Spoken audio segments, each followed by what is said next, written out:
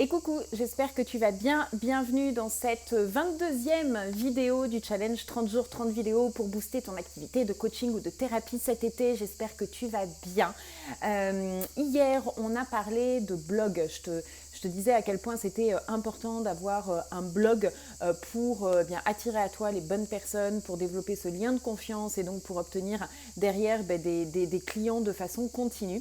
Et tu te poses probablement la fameuse question, oui, mais comment est-ce que je vais faire pour écrire des articles qui soient vraiment lus? Parce que c'est ça le but, hein. Le but d'écrire des articles, mais c'est comme toute communication quand on fait quelque chose, le but c'est que derrière on puisse vraiment avoir cette connexion, hein, à attirer la personne avec qui on veut travailler et puis capter son attention et lui donner envie de nous lire.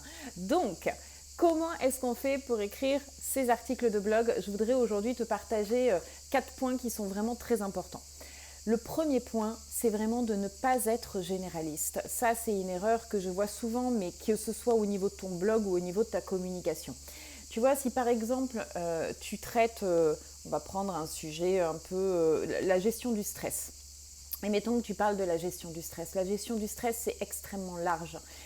La gestion du stress, si tu t'adresses à un cadre, d'accord, qui en peut plus, qui est au bout, qui a envie de tuer son boss tous les 4 matins, qui est hyper stressé, qui va au boulot à reculons, etc., t'imagines bien qu'il va avoir d'autres problématiques que par exemple si tu t'adresses à une maman qui est complètement débordée, fatiguée, etc. Donc tu vois bien qu'en fait, ces personnes, certes tu vas parler du stress, mais ces personnes, elles vont faire des recherches au niveau des mots-clés, elles vont faire des recherches qui vont être différentes.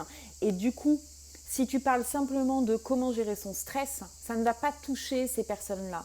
Alors que si tu dis par exemple comment gérer son stress quand on a une famille nombreuse, je suis en train d'inventer complètement, mais tu vois quelque chose de vraiment spécifique qui va faire lien avec cette personne à qui tu t'adresses précisément, là l'impact va être complètement différent.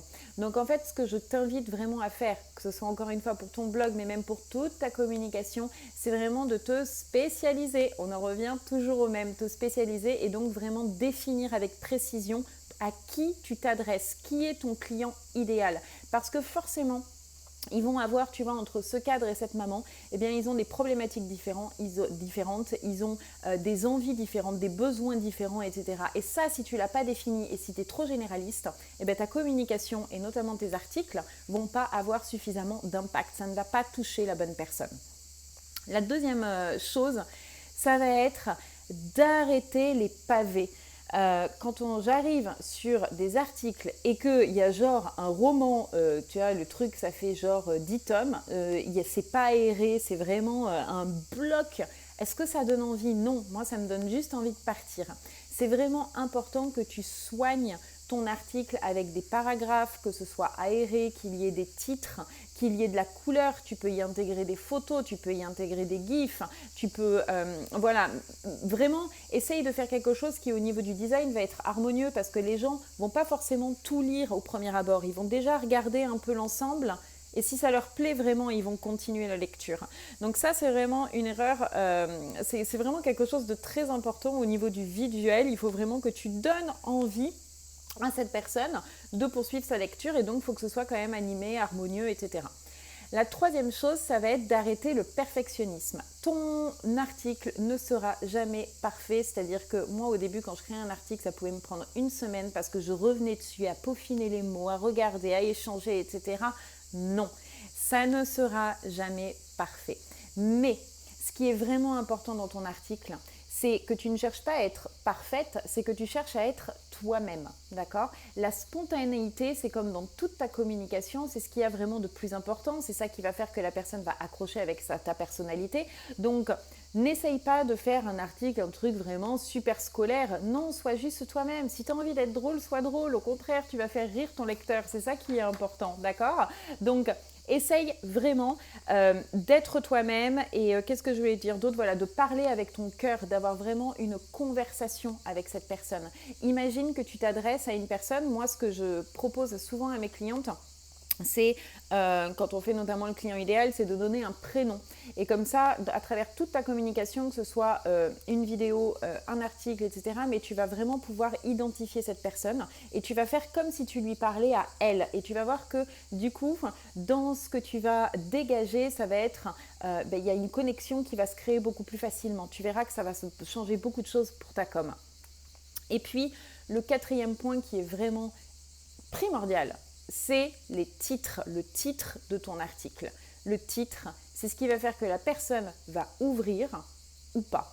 Si encore une fois tu as un titre qui est trop généraliste, comment gérer son stress, ok, ça va pas percuter, d'accord? Si par contre tu dis 7 conseils pour ne pas se laisser déborder quand on est une maman stressée, ou 7 conseils, tu vois, quelque chose de vraiment, voilà, avec un chiffre, avec vraiment le fait que tu vas amener une promesse derrière, qu'il y a des conseils que tu vas donner, et puis vraiment une problématique très précise, d'accord, pour que la personne puisse s'identifier tout de suite. Ça, le titre, c'est vraiment super important parce que si ton titre n'est pas accrocheur, la personne ne se reconnaît pas, la personne n'a même pas envie d'ouvrir. Donc voilà les 4 conseils que je voulais te partager pour écrire des articles qui sont lus. J'espère que cette vidéo t'aura aidé. Je te fais un gros bisou. Je te souhaite de passer un super week-end. Enfin, on est vendredi, donc le week-end arrive, mais de toute façon on va se voir puisqu'il y a des vidéos qui arrivent samedi, dimanche. N'hésite pas à partager cette vidéo si elle t'a inspiré, parce qu'elle peut inspirer également d'autres personnes. Et puis voilà, je te souhaite une très belle journée. À très bientôt. Ciao.